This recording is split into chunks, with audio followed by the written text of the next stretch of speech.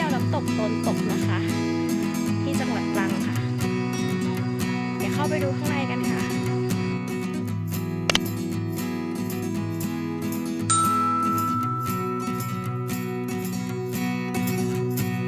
เดินมาแป๊บเดียวก็เห็นน้ำตกแล้วค่ะ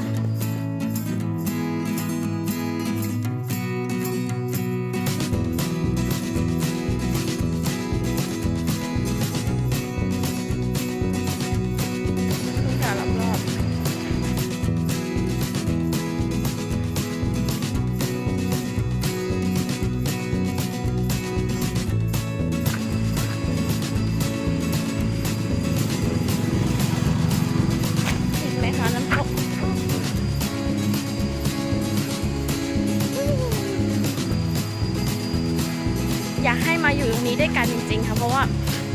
เย็นมากเย็นสดชื่นมากอะข้ามสะพานไม้นี้ไป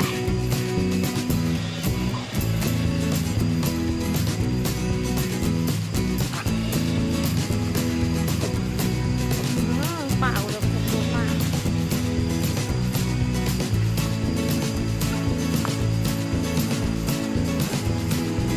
เดินไปดูน้ำตกใกล้ๆ